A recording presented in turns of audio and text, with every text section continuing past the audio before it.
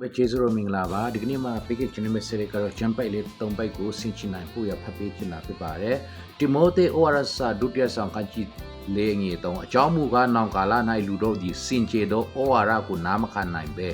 ရာတတ်သောနာရှိလီမိမိတက်မဲ့ချင်းတိုင်းများပြားသောဆရာတော်နောက်တော့လိုက်ကြလိမ့်မည်ရတယ်နော်ရာတတ်သောနာတွေပြီးတော့စာလံ83အငယ်18မှာဘလို့ပြောလဲဆိုတော့အကေစစစ်ကူရောဒီသူတို့ကိုချောသောအရက်၌ထားတော်မူပြီးပျက်စီးရာရက်တော့ချတော်မူ၏ချောသောအရက်ဆိုတာပါလဲဆိုပြီးမှပြောပြမယ်။စာလံ35အငယ်6ထဲမှာသူတို့သွားသောလမ်းဒီမှိုက်သောလမ်းချောသောလမ်းဖြစ်ပါစေသောထာဝရဘုရားတမန်ဒီလေသူတို့ကိုလိုက်ပါစေသောလို့ပြောတဲ့စီရင်ခိုင်းတာเนาะအဲ့တော့ကျွန်တော်တို့နေချောသောအရက်လို့ပြောတဲ့အခါမှာယခုကာလမှာကျွန်တော်တို့နေချောသောအရက်ကိုတစ်ဖက်တစ်လားနဲ့ဒီလိုပဲစဉ်းစားအောင်เนาะတရောင်းစားတယောက်တောင်မှပဲ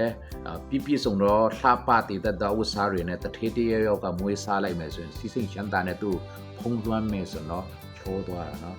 ကျွန်တော်နေနဲ့ dress တွေရောမှရောက်စူးနေတော့သူရောမှပဲစီစိတ်ချမ်းသာတွေကိုထေးလိုက်မယ်ဆိုရင်ချိုးသွားတယ်ချိုးတော့ရဲ့ခုနောက်ပိုင်းမှာချိုးတော့အရက်တွေကိုလူတွေကအရန်ကြိုက်နှစ်သက်လာတယ်အဲ့တော့ချိုးတော့အရက်လို့ပြောတဲ့အခါမှာစီစိတ်ချမ်းသာကလည်းချိုးတော့အရက်ဖြစ်ပါတယ်လို့ဘာဖြစ်လဲဆိုတော့ကျွန်တော်နေကေတင်ချင်းတရားလာမှာအပေါက်ထဲမှာအချီကျူနော်ထဲမှာကျွန်တော်ကေတင်ချင်းလာဘယ်တော့ခက်လဲကလာအောက်ကောင်မှာပဲနော်ထေပူရခက်လွင်လိမ့်မယ်ချမ်းသာတဲ့လူတော့ဝင်ပူခက်တယ်လို့ယေရှုခရစ်တော်ကပြောခဲ့တာဖြစ်တဲ့အတွက်စင်ချင်းနိုင်ဖို့ရဒီနှုတ်ဘတ်တော်လေးအပြင်ဟောအပိတဲ့တွင်လည်းပဲရရှိတိုင်းပေါ်ပြရှင်ကောင်းချပေးပါစေ